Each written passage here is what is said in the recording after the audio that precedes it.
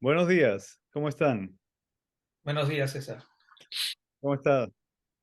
Sí, tenemos hoy día la grata presencia y honor también a la vez de tener como entrevistado al doctor Augusto Tarazona Fernández. Él es médico infectólogo, capacitado en epidemiología, salud pública y bioética. Tiene estudios de maestría, es máster en administración de servicios de salud y en cuanto a su carrera profesional, ha sido director general del Hospital de Villa El Salvador. Ha sido director general de las redes integradas de salud Lima Norte. Ha sido viceministro de salud en el área de prestaciones de aseguramiento en salud. Eh, ha sido presidente del Comité de Salud Pública del Colegio Médico del Perú. Eh, y este cargo último lo ha desarrollado en plena pandemia del COVID que ha azotado tan fuertemente al país. Bienvenido, Augusto, y vamos a hablar hoy día contigo aprovechando tus conocimientos sobre el dengue, que es un problema de salud pública actualmente en el Perú, y queríamos comentar contigo algunas cosas y hacerte algunas preguntas al respecto también. Ujú. Muchísimas gracias por la invitación. Estoy a su disposición para lo que ustedes consideren pertinente y de hecho compartiendo la preocupación por lo que viene sucediendo en nuestro país respecto a esta última epidemia del dengue. Ujú. Ujú. Bueno, no sé, César, si podríamos empezar con algunas preguntas. Yo siempre trato de representar un poco la inquietud que tengan las personas que nos están viendo en el programa, eh, Augusto. Entonces, una de las preguntas que se están haciendo las personas es sobre todo lo que está pasando urgentemente en Piura. ¿Qué medidas urgentes deben implementarse en estos momentos frente al colapso de los centros de atención en Piura, que es la zona del Perú donde está golpeando mucho más fuerte esta enfermedad? Bueno, sí, Piura es la ciudad que tiene más problemas de dengue en este momento. Estamos hablando de más de 50.000 casos, estamos hablando de medio centenar de fallecidos, pero esto no es que haya aparecido hoy día, esto ya es una historia que se viene generando desde meses atrás. Cuando se dio el fenómeno del Yaku, intensas lluvias azotaron todo el norte y se sabe, y ya no es nada nuevo, que después de las lluvias o al término de las lluvias aparecen diversas pandemias. Y el dengue ya estaba creciendo en el mes de febrero, ya estaba apareciendo numerosos casos. Era previsible que aparezca más casos al término del fenómeno de lluvias que se dio para fines de marzo. Por lo tanto, esta epidemia que está azotando al norte del país y que ahora se ha extendido a todo el país era un fenómeno previsible. Es una primera idea que hay que tener en cuenta porque de ello sacamos lecciones, aprendizajes. El segundo aspecto es que efectivamente en este momento nuestro sistema sanitario en el norte está nuevamente colapsado.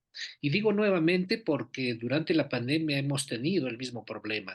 Hemos tenido colas de pacientes, hemos tenido déficit de médicos, déficit de enfermeras, déficit de medicinas y una infraestructura bastante deteriorada, infraestructura en la que vemos establecimientos cuyas paredes están a punto de colapsar, de caerse, techos provisionales. La situación no solo no ha variado respecto a antes de la pandemia, sino que ha empeorado. Pero parte de este empeoramiento también es que no se está tomando las previsiones necesarias para mejorarlas. Estamos nuevamente frente a una epidemia en las mismas o peores circunstancias que afrontamos la pandemia. No estamos aprendiendo las lecciones como país, como Estado, para poder mejorar nuestra situación de salud. Esto es en líneas generales una primera apreciación. Sí, si me permites, Augusto, No sé si están viendo en estos momentos lo del dengue. Sí, Sí, sí, se logra ver. Ya, perfecto. Lo interesante es que esto es un recorrido desde el año 2019 y esto está dado por el Ministerio de Salud, ¿verdad? Eh, digamos que hay recurrencias de casos. Sabemos, como tú has dicho muy bien, que esto pasa cada cierto tiempo. En el mundo son más de 5 millones de casos anuales. Entonces, estamos viendo, acá está cualquiera que pueda acceder, por favor, al portal del Ministerio de Salud, puede ver este cuadro, los casos de defunciones, los casos acumulados, puede ver también los signos de alarma, los números, ¿no? Los incrementos que están acá al costado. Lo muestro básicamente para que nosotros tengamos una idea de la falta de previsión, ¿verdad? Porque vamos, la Organización Mundial de la Salud también ha advertido que en los próximos 5 años, además, dado a la información que se tiene meteorológica, va a aumentar la temperatura, sobre todo en el hemisferio sur. Eso implica que el fenómeno del niño, la niña, van a causar muchos más estragos de los que ha causado hasta la fecha por el cambio climático. Entonces la pregunta es, primero, ¿a qué se debe que no hayamos aprendido, como tú bien has notado, la lección, ¿no? Porque esto es cada año tenemos el mismo problema. eh, sabemos que es una cuestión de política, pero tú que has estado en el Ministerio de Salud, ¿nos puedes contar un poquito más de esta situación? Sí, efectivamente no estamos avanzando como país y también tienes mucha razón cuando muestras los cuadros y el gráfico en el que periódicamente hay picos de epidemia del dengue. La anterior pico importante ha sido el 2017, cuando se tuvo alrededor de 70.000 casos durante todo el año. Ujú, En este año a la fecha, al 1 de junio, tenemos 119.500 casos, muchísimo más que el pico del 2017. Y ujú. estamos con más de 152 fallecidos en lo que va de este año. Esto nos muestra que es una epidemia la más grande de los últimos 30 años, cuando menos. Eh, Era previsible, decía, porque sabíamos y sabemos que cada cierto tiempo y en determinadas condiciones ambientales aparece este tipo de problemas. ¿Por qué no nos hemos preparado? Eh, Existen varios factores, pero quizás el factor más importante de esto es el factor político. Ustedes y todos sabemos que la salud es la resultante de varios factores, no solo de un tema. Es resultante del medio ambiente, es resultante de cómo están los servicios de salud, de cómo viven las personas, pero también es resultante de un factor que se llama la incidencia política. En nuestro país, lamentablemente, desde hace años estamos en una crisis política permanente. Varios presidentes en un corto tiempo, ni qué hablar de ministros y viceministros en corto tiempo. Entonces, ningún país que tenga tanta relevo político puede hacer planes a mediano o largo plazo, ni siquiera a corto plazo. Y esto nos lleva a que los planes que se preparen en un momento no se cumplen porque viene otra gestión, cambia todo, cambia las reglas, cambia las prioridades, cambia los objetivos y lamentablemente cada gestión que va entrando, que son cortas, el tiempo de vida promedio de un ministro es alrededor de 6 meses. Entonces, en ese tiempo de vida no se puede avanzar mucho, pero el que sucede, el que entra, empieza de cero nuevamente, con nuevos enfoques, nuevas premisas, nuevas prioridades y nos lleva a una suerte de parálisis de implementación de soluciones. Eso es en términos contextuales, pero ya en términos un poco más específicos, tenemos el tema de la gestión presupuestal. Los presupuestos siempre faltan, pero da la paradoja en que a la vez también sobran, porque cada año se devuelve el 10-15% del presupuesto que se asigna. Y esto tiene mucha relación con las capacidades de gestión que se tiene en los diversos momentos. Hay equipos que detrás de un ministro están con muchas capacidades y pueden avanzar. Hay equipos de otros ministros con no tan buenas capacidades y se empieza a entrampar la situación. Entonces ahí viene otro factor, es el factor gestión. La gestión en nuestro país tiene también muchos baches, muchos altibajos. Hay momentos en que se da grandes pasos y hay otros momentos en que nos vamos al abismo en términos de gestión presupuestal, en términos de gestión de los servicios de salud y de la gestión clínica misma. En ese sentido, también tenemos que resolver ese tema de la gestión de los países, de nuestro país en este caso, relacionado a la salud pública en general, y que tiene mucho que ver con cómo nos preparamos para las epidemias, para enfrentar epidemias como lo que ahora estamos en nuestro país.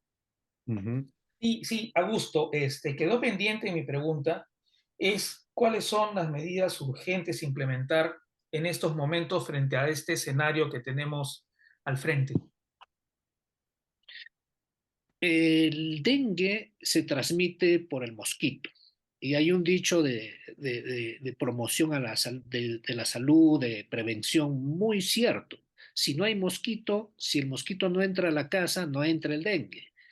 Y ese es el eje de la estrategia central frente a una epidemia, frente a al inicio y a la prevención de la epidemia, como también frente a ya una epidemia instalada. En este momento en nuestro país y particularmente en la zona norte, ya no podemos estar pensando tanto en prevención, porque ya estamos dentro del problema, ya no podemos prevenirlo porque ya estamos dentro. Lo que nos queda hacer es control de daños, porque la epidemia está instalada, los casos, los fallecidos, el colapso de servicios está dado. Tenemos que cortar esa cadena de transmisión de la manera más eficaz, eficiente y agresiva posible. Y por lo tanto, el eje de la intervención es controlar al vector mediante fumigaciones masivas, continuas, repetidas, tanto para el adulto como también con larvicidas para la larva. Cortamos ese punto de la cadena y ahí podríamos disminuir el número de casos y disminuyendo el número de casos, disminuimos la presión hacia los servicios de salud y en cierta manera podríamos atender a lo que va viniendo. Pero se da el hecho de que efectivamente se está fumigando, pero estás fumigando en una casa o en una urbanización, en un barrio, una vez y luego te vas al otro y después al otro y al otro. Está aceptado, ya se sabe perfectamente los mecanismos de fumigación. Tiene que hacerse cuando menos 3 veces en el lapso no mayor de 10 días en el mismo lugar. De esa forma podemos controlarlo. Pero si hacemos una pasada y de ahí nos vamos a otro sitio y a otro sitio y a otro sitio, entonces no estamos haciendo un buen control. Y ese es nuestro problema, porque en Piura se necesita más o menos unas 500 motobombas para hacer la fumigación contra los adultos. Piura no tiene más de 150 motobombas. Y eso significa de que tienen que ir pues de casa en casa y ya no pueden regresar a la segunda vuelta, ni a la tercera, mucho menos. Eso nos está llevando al gran problema de que se mantiene todavía la epidemia en índices elevados. El otro aspecto es el trabajo con la población, con la comunidad. En epidemiología también hay otro dicho que se sabe hace mucho tiempo. Las epidemias están en las calles, no en los hospitales, y por lo tanto hay que combatirlas en las calles. Y en las calles están las personas, la comunidad. Tenemos que trabajar con la comunidad organizada. Entonces, un elemento clave del trabajo es, sin duda, trabajar con la comunidad organizada, de tal forma que fumigación con comunidad organizada nos puede sumar a un resultado mucho más efectivo y eficaz. Eso implica, perdóname, Augusto, hace un tiempo la ministra de Salud había dicho con mucho orgullo dos cosas. La primera, que estaba destinando un excepcional monto de dinero para Piura, que eran algo así como 35 millones más o menos. Y el segundo, que en 15 días iba a terminar con el problema del dengue, ¿no? Esas dos lo que quiero quedarme es con la primera, porque la segunda es un caso, creo que absolutamente irresponsable de forma de hablar. Y eso que la ministra de Salud en tiempo de vida, como dices tú, dura más que un mosquito. La idea es esta, entonces. am, ¿Ese presupuesto es suficiente? Porque acabas de hablar de que apenas se tiene ciento y pico de bombas y se necesita mucho más. E imagino además que personal para poder trabajar eso, además de la educación a la comunidad que implica una logística. Entonces, ¿ese presupuesto tú crees que es suficiente o es completamente insuficiente? El problema presupuestal es también algo crónico en nuestro país. El enfoque que se le da de asignar presupuestos a salud es absolutamente marginal. Se piensa que la salud no es tan importante y por lo tanto se le da lo que sobra o los saldos. 34 millones no ha sido para Piura, ha sido para el país. Tienes razón, me Esa equivoqué. es una Está para primera el idea. país. Sí, sí, sí. La segunda idea me hizo acordar bastante cómo es que iniciamos nuestra preparación frente a la pandemia del COVID-19, con un plan nacional de preparación frente a la pandemia con 3.700.000, cuando años antes habíamos preparado frente a la pandemia de H1N1 con más de 100 millones, para el ébola con más de 46 millones, para el COVID con 3.700.000 empezamos. Ahora, para dengue es absolutamente insuficiente. Definitivamente necesitamos, como bien lo ha señalado, más bombas de fumigación, necesitamos un ejército de fumigadores, un ejército de personas que trabajen con la comunidad de manera permanente durante todo este periodo que hay que apagar el fuego. Y ya para posterior es otro detalle que también consume presupuestos.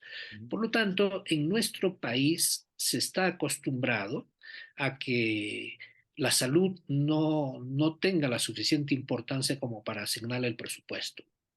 En la pandemia del COVID, eh, se ha hablado mucho de que se ha invertido mucho en la pandemia, para enfrentar la pandemia, muchos millones, miles de millones. Y efectivamente se ha invertido miles de millones, pero cuando vamos al análisis exhaustivo de en qué se ha invertido, eh, muchos nos hemos quedado espantados porque no llegamos al 1% de todos esos miles de millones que ha sido invertido en el área específica y exacta de salud. Todo lo demás ha sido invertido en rescate financiero, en mantener vivo las empresas y a otras cosas más. Eh, para salud, los goteos.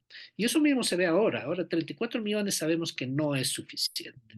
Todos sabemos. Sin embargo, no se está haciendo lo suficientemente exigentes para incrementar eso, porque esta epidemia del dengue no se va a acabar en los 15 días que dijo la ministra.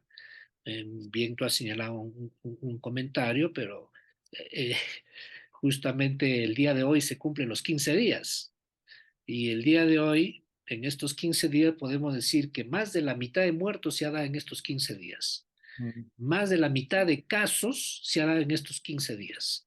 O sea, es algo irrisorio en realidad esa afirmación. Entonces, como no se termina en estos 15 días, vamos a seguir necesitando hacer las actividades de salud. Los contratos de personal médico, por ejemplo, ¿se da para la pandemia? se da para este caso en la epidemia durante las semanas que es crítica, pero luego se terminó el presupuesto, se despide el personal y, y nuevamente volvemos a lo mismo. Mm, La idea es que estos hechos, estos fenómenos de salud que afecta tanto a la población debe ser una oportunidad para avanzar, pero lamentablemente no se está dando ese enfoque y vamos a seguir lo mismo. Yo estimo que la epidemia va a caer las próximas semanas, pero no por lo que se está haciendo, no por lo que se está interviniendo, sino que toda epidemia tiene una curva natural. Nace, crece y solito, hagas o no hagas, va a caer. Pero obviamente detrás de esa caída deja una estela de fallecidos, estela de casos y obviamente con todo el impacto a las familias que se tiene cuando hay un enfermo en casa. ujú. En ese sentido, estimo que las próximas semanas podríamos estar teniendo ya noticias de caída por ahora, porque sabemos también que para octubre está pronosticado el fenómeno del niño y esperemos que no nos afecte un nuevo rebrote epidémico de dengue o de malaria o de cualquier otra enfermedad asociada a los cambios climáticos. Ujú. Y Augusto, una pregunta que tienen muchos. ¿La enfermedad confiere inmunidad? Es decir, una persona que ha padecido dengue, ¿puede volver a tener la enfermedad o ya está protegido de por vida? El dengue tiene cuatro serotipos, el dengue uno, dengue 2, dengue 3 y dengue 4. Si a una persona le da el dengue uno, le confiere inmunidad a largo plazo por el dengue uno, pero no le confiere para el dengue 2. Entonces, una persona que hace el dengue uno, a las semanas o al mes puede volver a caer por dengue 2 y les puede dar el uno y el 2 y puede volver a tener por dengue 3 o dengue 4. Nuestro país, premiado en muchas cosas, tenemos los cuatro serotipos, a diferencia de nuestros países vecinos que tienen uno, dos o tres a lo mucho. Nosotros tenemos los cuatro serotipos. El dengue 2 es el más agresivo y es el que está circulando más en nuestro país, tanto en la zona norte como en Lima, que Lima se ha convertido en el segundo punto del brote epidémico de dengue.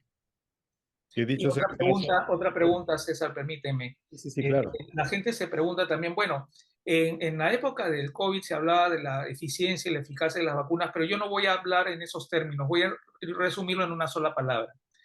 ¿Hay vacunas para el dengue y estas vacunas son buenas? Si es que las hay.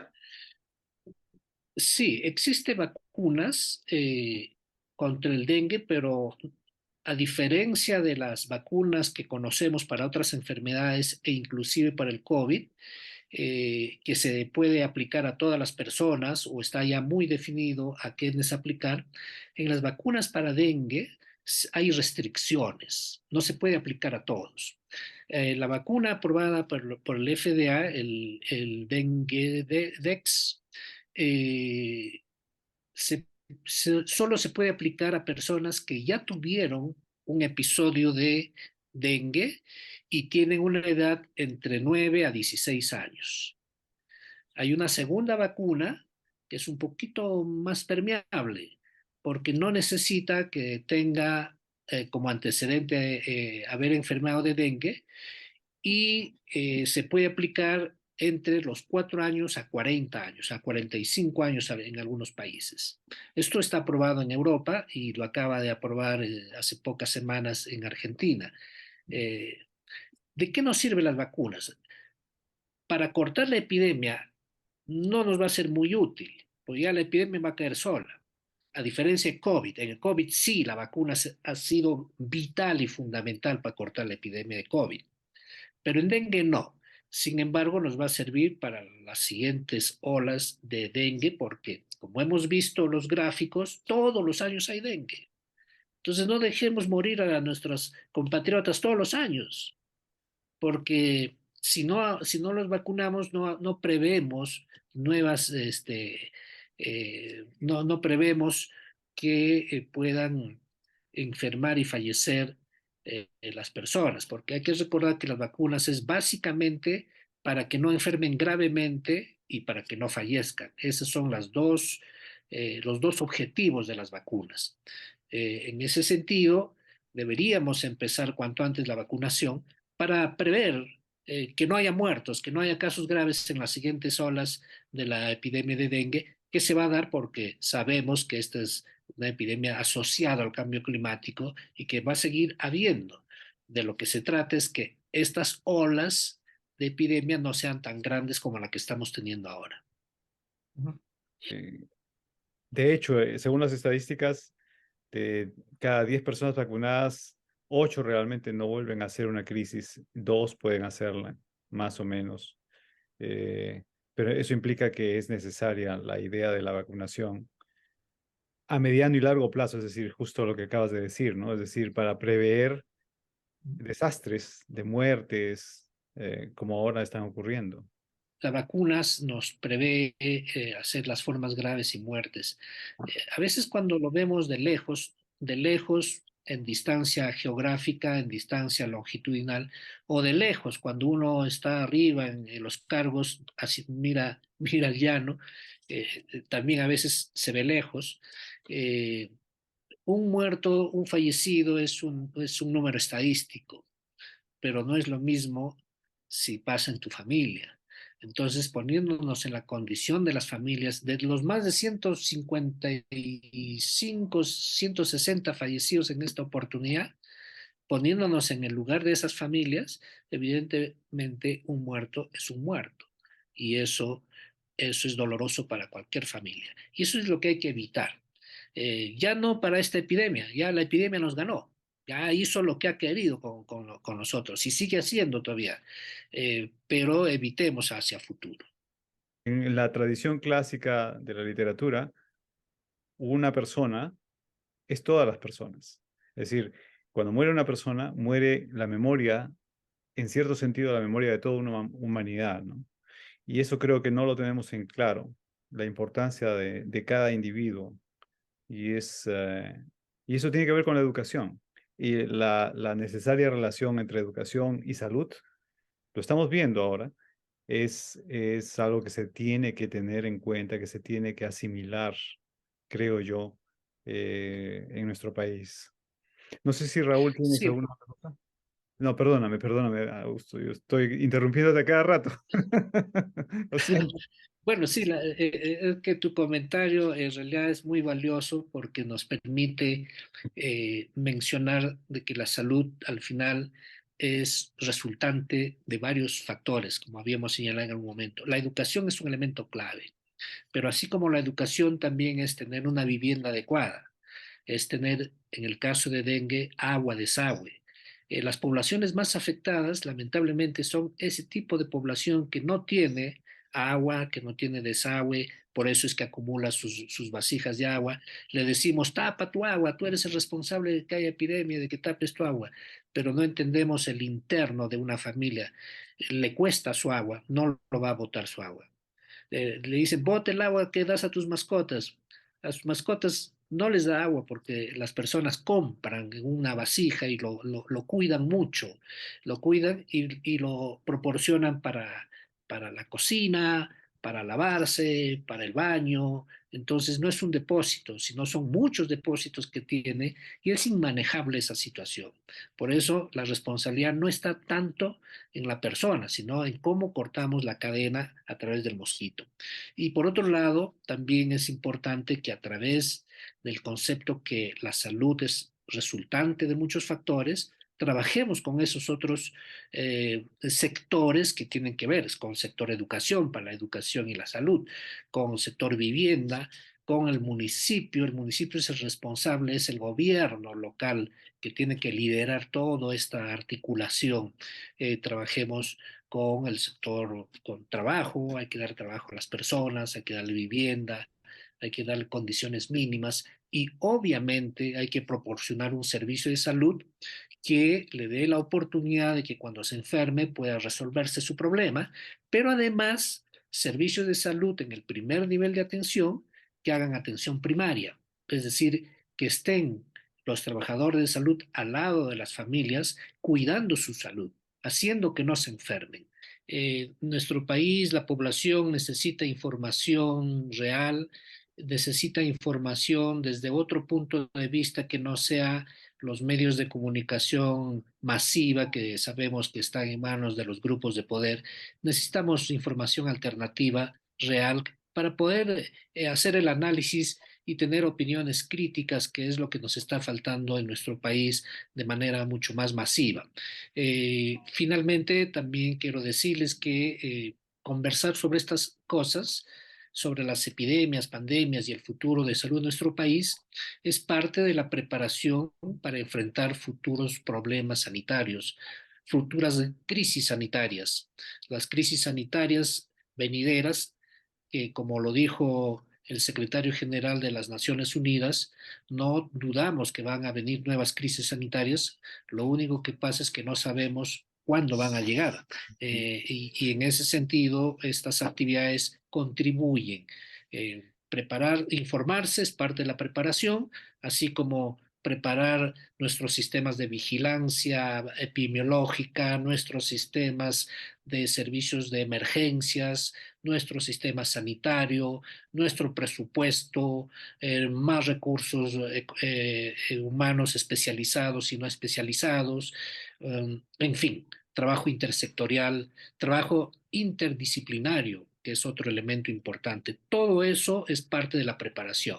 Así que en esa mirada les agradezco nuevamente esta oportunidad de conversar con ustedes y estoy a su disposición en cualquier momento. Muchas gracias. Muchas gracias, Gracias, Augusto. gracias, Augusto. Nos vemos entonces, Augusto. Sí. Gracias.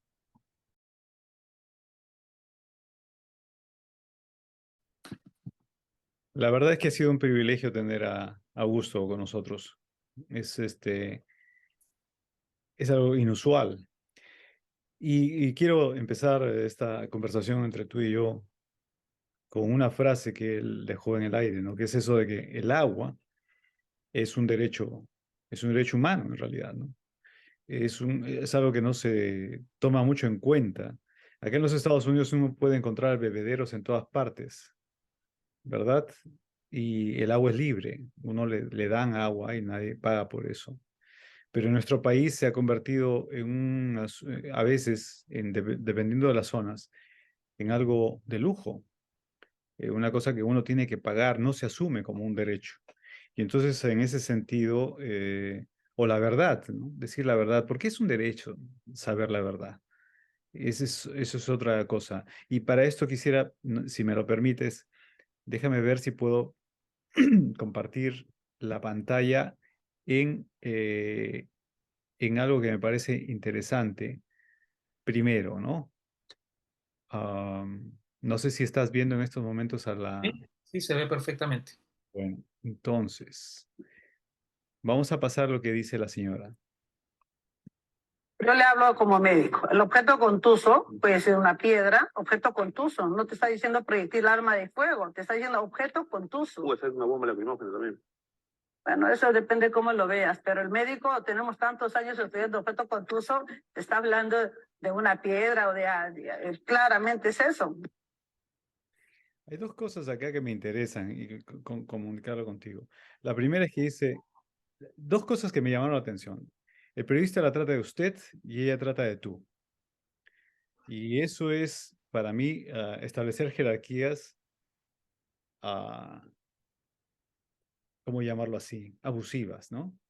Es una suerte de decir yo soy el que mando, yo soy la dueña de la casa, yo soy el maestro feudal y tú eres, no sé, algo así. Es una mala crianza, en última instancia, mala educación. En segundo caso, ella que es médico, está diciendo que ha pasado muchos años estudiando los objetos contusos, lo cual quiere decir de que los objetos contusos, habría que ver si es que hay una epidemiología de objetos contusos, si es que ellos tienen sufrimiento de alguna manera, porque parece ser que ese es el área de estudio de ella y no los seres humanos. Entonces, no sé qué comentarios te da a ti, te inspira lo que acabas de ver.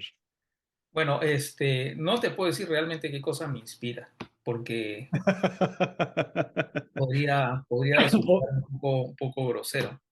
Pero lo único que puedo decir es que siempre, como te he comentado y hemos comentado, César, siempre hay alguien peor que otro. Entonces, hemos tenido ministros de salud malos, pero siempre hay uno peor que el otro. Y estamos enfrentándonos a eso, ¿no? Estamos enfrentándonos a una persona que por ese lado demuestra, pues, ser una persona inepta, ¿no? Ahora, por otro lado, desconoce por completo el pliego. Yo no sé dónde habrá estudiado, no sé, no conozco los pergaminos. La verdad que a estas alturas del partido, por llamarlo coloquialmente, investigar quiénes son los personajes que están, digamos, gobernándonos, porque ella es parte de un poder del Estado, resulta ya, no sé, pues, eh, in, inútil, por llamarlo de alguna manera, ¿no?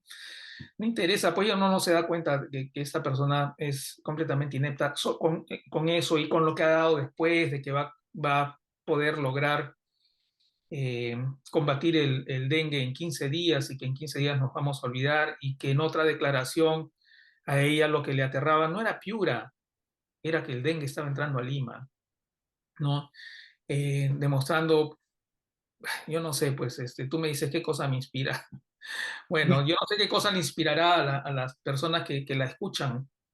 Después, cuando está en la conferencia de prensa y los periodistas le hacen preguntas, ella dice, no, es una falta de respeto, yo soy la ministra de Salud.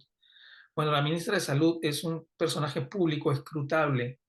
Ella no está al margen del escrutinio público, al contrario, ella debe responder a la población por sus actos, más aún en un momento tan crítico donde estamos enfrentando un problema sanitario grave, donde se le ha dado 35 millones a todo el país y al Congreso se le da 48, ¿no? Claro. O sea, qué impotencia realmente cuando vemos cosas así, ¿no? No, y lo terrible para mí es, y para, bueno, para ti también, es esa noción.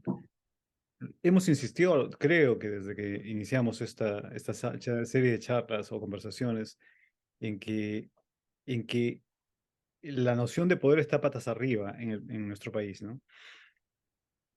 Desde la adquisición de los derechos humanos, y esto es importante además, vamos al Renacimiento por último, ya, o podríamos ir hasta Aristóteles, claro, pero en el Renacimiento hay un pilar fundamental que es Piccola Mirandola o Piccola Mirandola, que escribe esta idea, esta noción del humanismo y que el ser humano en todo caso adquiere su valor. Estamos hablando de una concepción, por supuesto, platónica y cristiana, su valor en la medida en que es imagen y semejanza de Dios, ¿no? Yo no soy creyente, tú lo sabes, pero estoy mencionando esto porque se le da un lugar de importancia al individuo, al ser humano, ¿no? Se lo separa, digamos, de una piedra, y de alguna forma, al darle esa dignidad, se vuelve un sujeto político que no puede ser pisoteado fácilmente por reyes, por príncipes o por lo que sea, ¿no? Entonces, y luego, bueno, ya después, recuerdo que Montaigne decía sobre los reyes, no existe rey, por más grande que sea, que no tenga que sentarse sobre su maloliente trasero. Entonces, de alguna forma, esa humanización del rey o de los príncipes o de la aristocracia era esencial para constituir los derechos humanos, ¿no? Para crear esta concepción del individuo como un ser que merece respeto. Y lo que mencionas tú con respecto a la ministra, es decir, yo tengo esta investidura y por lo tanto yo soy esencial e importante. Ese es el mundo al revés, el mundo carnavalesco, de patas arriba, ¿no? En donde el burro se puede vestir de cardenal y por lo tanto adquiere la, no sé, la necesaria esencia de respeto que merece todo cardenal según las concepciones verticales del mundo, ¿no? Entonces, Y a propósito de esto, de estos derechos humanos, viene a cuento, creo, lo que tú en la mañana conversábamos temprano, esta noticia terrible de que el Congreso ha presentado una moción, bueno, un perico del Congreso ha presentado una moción para salirnos de la Convención de Derechos Humanos, ¿verdad? Entonces, otra vez, ¿qué se te ocurre?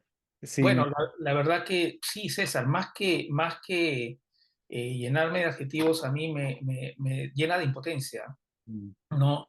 Una situación en la cual estamos yendo directo a un hoyo negro. Ahí estamos yendo, ¿no? Es terrible lo que está pasando. Ya han habido intentos por hacer eso en el gobierno de Fujimori, en algún momento Alan García también pensó hacerlo en el gobierno de Fujimori tratando digamos, denunciar una parte de la convención cuando se tiene que denunciar todo. No se puede denunciar solo una parte y no tuvo éxito. ¿Qué cosa qué futuro tenemos frente a esto? Bueno, frente a esto pienso que quizás esa sea la razón del grupo de consultores, porque esto no viene, bueno, ya los hechos están demostrando que estas cosas están perfectamente coordinadas, ¿no? El archivamiento de la denuncia constitucional contra Dina Boluarte se dio previo a la destitución de Castillo. No se esperaba que fuera de esa manera, obviamente. No se esperaba que Castillo iba a hacer lo que hizo el 7 de diciembre, pero ya estaba calculado hacer eso. Entonces, el archivamiento tenía una razón de ser. No ha sido en términos de justicia, porque era un caso sumamente sólido, por más que les parezca a muchos que era demasiado, pues, inhabilitar a una persona por haber sido presidente de un club mientras era funcionaria pública. Eso estaba completamente sólido y lo archivan, eso estaba calculado. La presencia de estos constitucionalistas, ¿no? Yo también te comenté, César, yo no pensaba ni pienso que es esencialmente para dar una mejor imagen al extranjero del gobierno de Dina Boluarte. Algo tramaban, te lo comenté, algo tramaban. Entonces, y es coincidente que el día de ayer, unos 2 o 3 días después de haberse instalado este grupo consultor, se presenta algo que ya lo había anunciado, también dicho sea de paso, Montoya, ¿no? Que teníamos que salirnos de la Corte de San José. Entonces, yo pienso que así como ha sucedido esta coordinación con Dina Boluarte para que se archive su caso, esto debe estar coordinado también, probablemente con ella. Y lo más probable es que ella dé el visto bueno a esto y vaya a sustentar la aprobación de la denuncia a la Comisión Interamericana, a la Convención Interamericana de Derechos Humanos, que es el Pacto de San José, ¿no? Este es un día negro para el país. Este es un día negro para el país, ¿no? Yo no sé si la población lo valorará.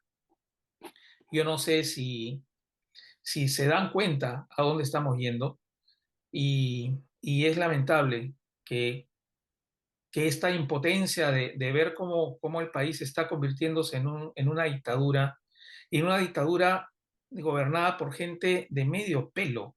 Si uno escucha a la ministra de Salud o escucha a, a los congresistas, qué sé yo, a María del Carmen Alba o a Cabero o a Chirinos o al presidente de la Comisión de Presupuesto, que también es presidente de los infames grupos denominados los gángsters de la política. Ese es el presidente de la Comisión de Presupuesto. O sea, cuando uno está viendo el organigrama del Estado, parece que uno está viendo el organigrama de una organización criminal. Realmente eso parece, esa es la impresión que da, ¿no?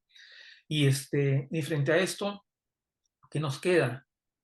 No sé, pues hay guetos que van a ser completamente allanados, que ya sabemos que son la Junta Nacional de Justicia y los entes electorales. Ujú. Pero ahí hay dos cosas. eh, con respecto a porque salirse de estos pactos de derechos humanos tiene consecuencias, bueno, mira lo que pasó en Venezuela, por ejemplo, ¿no? La gente creo que no toma, muchos de nosotros no tomamos conciencia de la gravedad del problema. Me hace recordar dos cosas. La primera es, no sé si recuerdas a E.O. Wilson, que fue un biólogo muy importante que, que ideó esta noción de especies insulares o de biología insular, que tenía la idea esta de que, ¿qué pasa si en una isla, ¿no? Totalmente lejana de las costas, hay un grupo de animales, algunos carnívoros y otros no. Están totalmente aislados. Entonces, en términos generales, imagínate dinosaurios. ¿Qué pasaría al cabo de un tiempo? Pues los tiranosaurios terminarían con todo el grupo restante por sus necesidades, ya que no hay dos cosas esenciales. No hay migraciones que permitan que se renueve el grupo de animales y tampoco hay la capacidad de interacción, no hay recursos suficientes, ¿no? Bueno, haciendo un paralelo eh, que puede ser jalado de los pelos, están tratando de aislarnos para que los dinosaurios, los carnívoros, se apropien totalmente de este sistema, pero el problema es que tarde o temprano eso implica la extinción de los propios carnívoros. Entonces, eso es estupidez. Además de inmoralidad, de bajeza, también es estupidez, ¿no? Y habría que recordar también lo que dijo Wilson al respecto. Decía que el problema con los seres humanos es que tenemos una conducta o un actuar y a veces un cerebro de un paleolítico, instituciones medievales y tecnología de enorme desarrollo y que no compatibilizan esas cosas. Entonces, es riesgoso todo esto porque dejar en manos del Congreso el poder, que finalmente perdonen, eso es una opinión particular, creo que compartimos esta opinión, no les interesan los derechos humanos, dicen, quieren salirse de los derechos humanos porque son un fastidio, pero es un fastidio para ellos. Y los únicos derechos humanos que les importa son aquellos que tienen, que les permiten moverse, que les permiten actuar. Todos aquellos derechos humanos que no implican sus libertades, las libertades de quienes están usurpando o teniendo el poder en sus manos, no importan. Y en ese sentido, y con esto termino la parte para no estar hable y hable yo, estaba leyendo la definición de la Real Academia sobre usurpación de funciones públicas. Y dice, delito consistente en el ejercicio de los actos propios atribuidos a una autoridad o cargo público sin título para ello. Y el título se lo otorga la población que ha sido electora.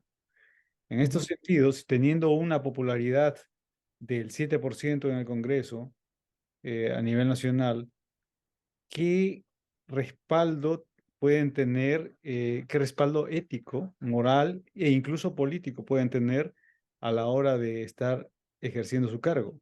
Casi es una usurpación de funciones. Entonces, no sé, en ese sentido lo que me asusta es que no es tanto lo que están haciendo ellos, por supuesto que sí, pero la indiferencia o la calma o el no tener la suficiente indignación para enfrentarse a este problema, ¿no?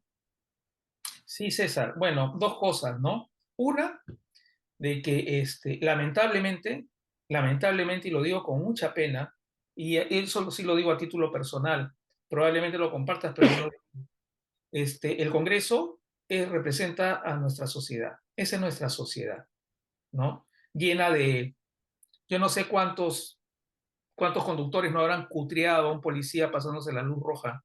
Yo no sé cuántos tienen en su casa discos piratas. Yo no sé cuántos le roban cosas del carro, se malogran y se van a Tacora o a San Jacinto a comprar partes robadas, ¿no?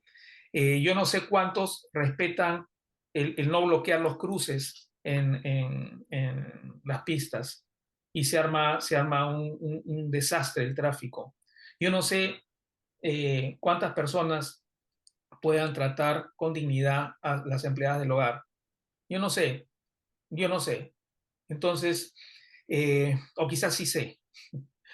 Entonces, el tema es ese, ¿no? La especie de marasmo, por más ilegitimidad que tengan en las encuestas el Ejecutivo y el Congreso, a la gente finalmente parece ser que lo que les interesa es, nada, pues no seguir con su vida y vivir en una especie de burbuja. Y final que se frieguen los que se meten, pues, ¿no? No, yo no me meto. Ahora, esta gente, la que estás hablando, generalmente es clase media acomodada, de la costa, qué sé yo, porque otros problemas son los que están en el interior del país. Claro, Mm. claro que sí. Mira, yo podría hablar de Susel Paredes y Flor Pablo y dejo de contar de congresistas que pueden merecer escucharlos y analizar sus propuestas o sus posiciones o sus posturas. El resto no, ni siquiera Anderson. Para empezar, ¿cómo entró Anderson al Congreso? Entra por el partido de Acuña, igual que el militar que cuando da un discurso parece que está hablando a la tropa y no a la población. Entonces, para empezar eso, ¿no? Y después tratando muy, digamos, suavecito las cuestiones, no que deberíamos ser así, deberíamos ser así, cuando él, al fondo o al final le interesa más su bolsillo que otra cosa. Ujú. Entonces, bueno, en medio de esta situación, la gente no se da cuenta las consecuencias que puede traer esto. Para empezar, no se van a salvar ni Boluarte, ni Otárola, ni los mandos militares, ni aquellos miembros del gabinete que han firmado documentos secretos. Mira cómo se está habiendo una grieta, que yo no sé si es una grieta por oposición o es una grieta a propósito. Algún militar y algún policía ha entregado documentos reservados a Américo Zambrano, al periodista de Hildebrand en sus 13, no publicando realmente documentos que son absolutamente incriminatorios, no solamente a Boluarte y a Otárola, sino a todo ese gabinete o grupo de ministros, incluyendo al de Justicia, al de Ministro de Interior y al Ministro de Defensa y Angulo en su momento, Ujú. que estaban induciendo a las Fuerzas Armadas y policiales que se iban a enfrentar contra huestes terroristas. Entonces, esos documentos son completamente incriminatorios a Boluarte y podrían ser alguna especie de atenuante en la actitud de la policía y los militares. Eso tendría que valorarlo un jurista, no yo, ¿no? O podría hacer la consulta, pero esa filtración es definitivamente en respuesta de la actitud que ha tenido Dina Boluarte en lavarse las manos con respecto a lo sucedido en Ayacucho y en Puno. Ahora, y la gente no se da cuenta de que ellos no se van, o quizás ellos y las gentes de su alrededor no se dan cuenta que esto no los va a liberar de la acusación que van a tener, incluso podrían haber más implicados. Mm. Primero. Segundo, que la denuncia contra la Convención Interamericana de Derechos Humanos va a traer consecuencias. ¿Quiénes están ahora en esa situación en Latinoamérica? Venezuela, Cuba y Nicaragua. Nosotros, como decía Rosa María Palacios, vamos a entrar al club, ¿no? ¿Y qué medidas hay alrededor de la comunidad internacional contra estos países? Bueno, probablemente Chile, Colombia, Argentina y eventualmente el Ecuador no tengan una visión tan áspera ante estos países, porque son de la orbe socialista o de izquierda, ellos son también así. Pero, ¿qué le va a pasar al Perú? ¿Qué le va a pasar a Perú en la región? ¿No? Vamos a ser un país paria y la gente no se da cuenta, no se da cuenta. ¿Y cómo será la visión internacional de países del primer mundo en relación a lo que está pasando en el Perú. Entonces, esto va a cobrar factura. ¿Cuál será la magnitud de la fractura? No lo sé. Pero esto no va a ser como que sigamos las cosas y el empresariado va a seguir metiendo plata y finalmente, ya ahora sí aplastamos a la población de Tía María, de Conga, de Las Bambas y adelante con los proyectos mineros y acá no pasa nada porque ya no salimos del Pacto de San José. Y por último, esto toma tiempo. Si Claro, bien es cierto, una vez que se apruebe eso en el Congreso, que no tengo la menor duda que se va a aprobar, eso dará al gobierno 30 días para responder y sustentar su posición ante el Congreso. Pero luego de eso hay un proceso, ¿no? La denuncia tiene un proceso entre 1 a 2 años. En fin, es un viernes negro realmente el que estamos viviendo. Y, y vamos a ver, pues, César, ¿no? Los subsiguientes días seguramente vamos a recibir mucha información al respecto y, y vamos a ver qué pasa, ¿no? también creo que es importante recordar el hecho de que la idea de los derechos humanos, alguien mencionó, mira, mi memoria ya anda de cabeza también. Uno de estos personajes interesantes en el Congreso mencionó de que los derechos humanos eran una tontería, por decir, no digo sus palabras exactas, ¿no? Eran una tontería. Y otro mencionaba de que la Convención de Derechos Humanos de alguna manera se había vuelto marxista, que eran una cosa ¿no?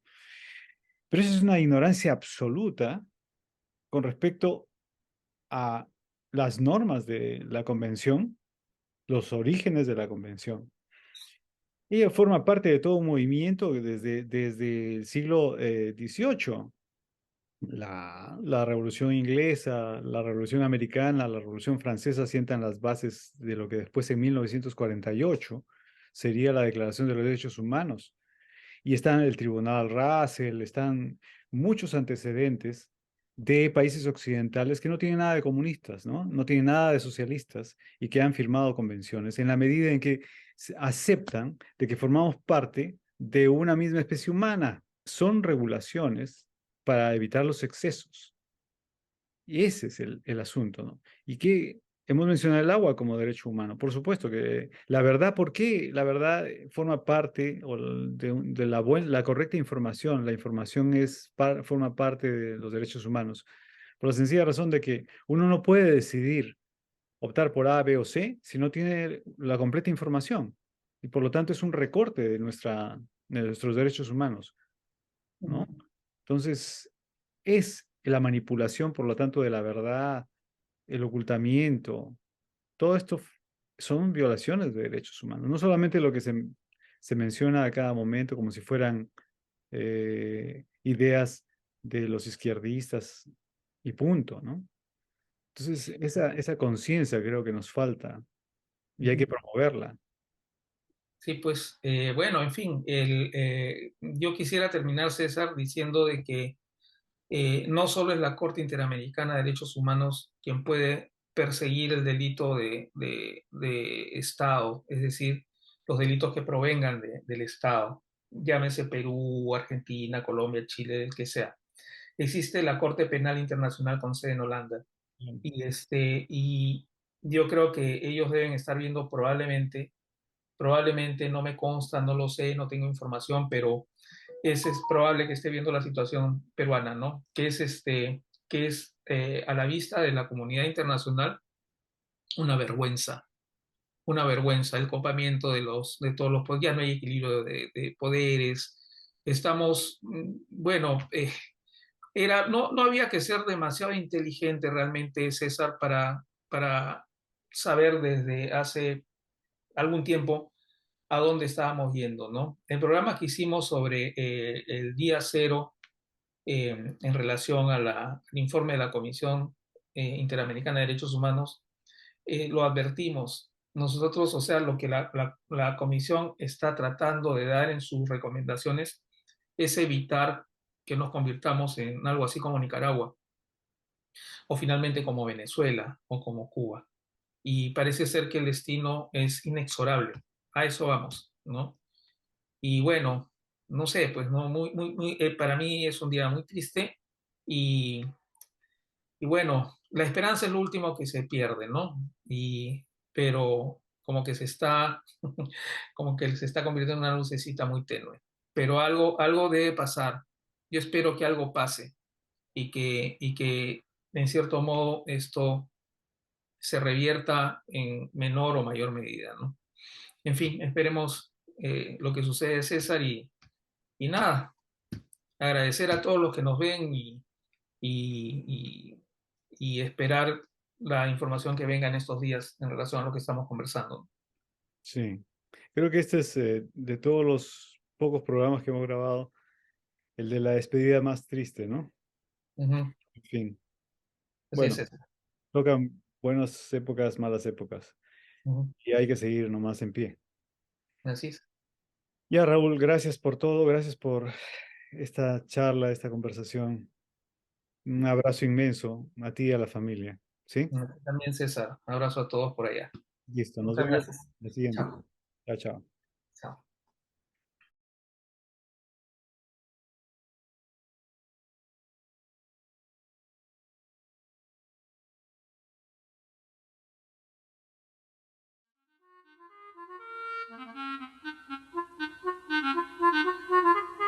Thank you.